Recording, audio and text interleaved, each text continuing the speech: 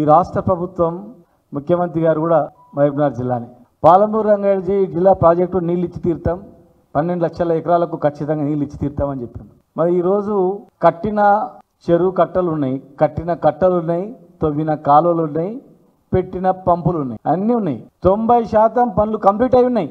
On చేస్తే reservoir నీళ్ళు నిండి ఉండేటివి. మోటార్లు రెడీ ఉన్నా రిజర్వాయర్లు నింపట్లేదు. కేంద్రం నుంచి అనుమతులు కూడా తీసుకురావడంలో ప్రయత్నం కూడా లేదు.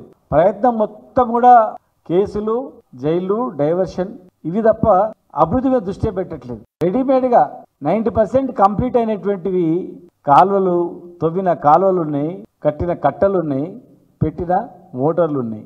ఆన్ చేసి దుగ్గిపిచ్చి ట్రయల్ రన్ కూడా చేయించింది. అసలు ఏమీ జరుగుతుంది, కేంద్రం నుంచి ఎందుకు అనుమతులు వస్తలేవని కూడా దృష్టి పెట్టట్లేదా, కావాలని చేస్తుందా? పక్కన ప్రభుత్వం ఏమో వాళ్ళ ప్రయోజనాలు దెబ్బతినకుండా ఎక్స్ట్రా తెలంగాణ మీద కాంప్లైంట్ చేస్తూ ఉంది. కాంప్లైంట్ చేసి కృష్ణా ట్రిబ్యునల్లో కాంప్లైంట్ చేసి మితండ వాదనలతో ఇవాళ ఫైల్ డిపిఆర్లు అన్నీ వాపసు వచ్చింది. మహబూబ్నగర్ ప్రజలారా, తెలంగాణ ప్రజలారా ఒక్కసారి మీరు ఆలోచన చేయండి. ఇప్పటి వరకు కేంద్రానికి పంపినటువంటివి మూడు అనుమతులు కూడా వాపసు వచ్చాయి. కాళేశ్వరం రిజర్వాయర్ ద్వారా, కాళేశ్వరం లిఫ్ట్ ఇరిగేషన్ ద్వారా అదనపు 1 TMC డైలీ మనం తీసుకోవడానికి 3rd TMCకి పర్మిషన్ ఇస్తే, పర్మిషన్ కోరితే అది వాపసు వచ్చింది. వార్దా ప్రాజెక్టు తుమ్మిడిహెట్టి దగ్గర అనేక అడ్డంకులు ఉంటే దాన్ని వార్దా ప్రాజెక్టు దగ్గర ఇంకొక డిపిఆర్ పంపితే అది వాపసు వచ్చింది. ఇలా వలసల జిల్లా మాది, పేద జిల్లా మాది. మా జిల్లా పేరు చూపించుకొని, మా జిల్లా పేరు చెప్పి ప్రపంచ బ్యాంకుతో అప్పు తెచ్చుకొని యునైటెడ్ ఆంధ్రప్రదేశ్లో తెలంగాణని ఎండబెట్టిండ్రు, ఆంధ్రాని పండబెట్టిండ్రు.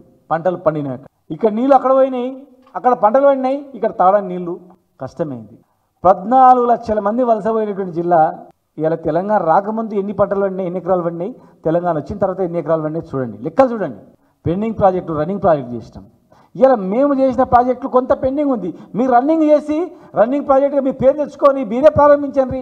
మీ హాయంలో ఇన్ని ఎకరాలకు నీళ్ళు ఇచ్చినామని చెప్పుకొని 12.5 లక్షల ఎకరాలకు నీళ్ళు ఇచ్చేటువంటి ఆ ప్రాజెక్టును దాని మీద వాదన వినిపించకుండా, ప్రయత్నం చేయకుండా పక్క రాష్ట్ర ప్రభుత్వం వచ్చిన 10 నెలల్లో వాళ్ళ ప్రభుత్వం అనుమతులను వాపసు వస్తున్నాయంటే ఎవరు కారణం చెప్పండి. ఈరోజు మేము అడుగుతూ ఉన్నాం. మేము కరెక్ట్గా క్లారిటీ ఉంది. మేము వాళ్ళైతే బ్యాక్ పంపించిండ్రో దాన్ని పూర్తిగా అన్నీ ఉంటేనే, అన్ని రకాల హక్కులు ఉంటేనే ఎన్విరాన్మెంటల్ అడ్వైజరీ బోర్డు అనేది పర్మిషన్ ఇస్తుంది. Environmental advisory board, central advisory board permission ఇచ్చిందంటే మేము పంపినటువంటి డిపిఆర్స్ మొత్తం క్లారిటీగా క్లియర్గా ఉన్నట్ల. మైనర్ ఇరిగేషన్లో 45 TMCల నికర జలాలు, 45 TMCల నికర జలాలు మావి మిగిలి ఉన్నాయి అని చెప్పి వారికి ఇవ్వడం జరిగింది.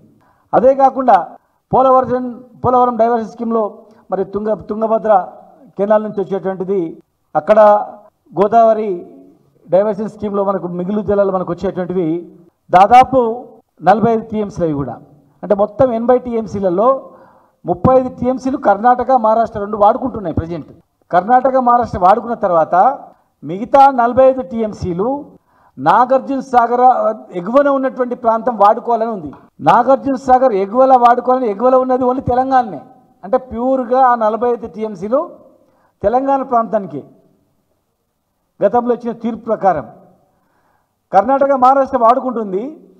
మరి నాగార్జున సాగర్ ఎగువన 45 TMCలు వాడుకోవాలన్నప్పుడు నాగార్జున సాగర్ ఎగువన తెలంగాణకు వస్తుంది. ఇది యునైటెడ్ ఆంధ్రప్రదేశ్లో వచ్చినటువంటి తీర్పు. ఇది రాష్ట్రం విడిపోయిన తర్వాత ఆ తీర్పు ప్రకారము ఖచ్చితంగా ఎగువనే ఉండాలి.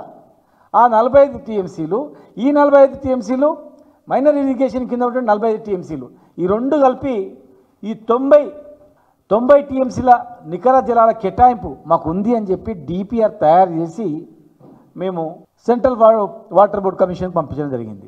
అక్కడ రెండు డిపిఆర్స్, ఒకటి పర్యావరణ మంత్రిత్వ శాఖకు, జలవనరుల మంత్రిత్వ శాఖకు.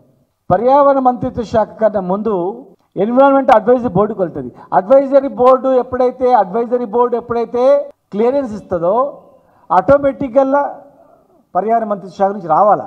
సంవత్సరం అంతకుముందు నుంచి పెండింగ్లో ఉంది.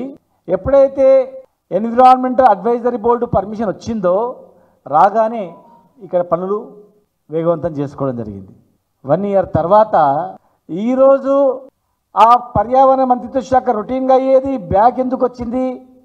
కృష్ణా ట్రిబ్యునల్లో ఆంధ్రప్రదేశ్ ప్రభుత్వం ఫిర్యాదు చేసింది. తప్పుడు ఫిర్యాదు, అది తప్పుడు ఫిర్యాదు.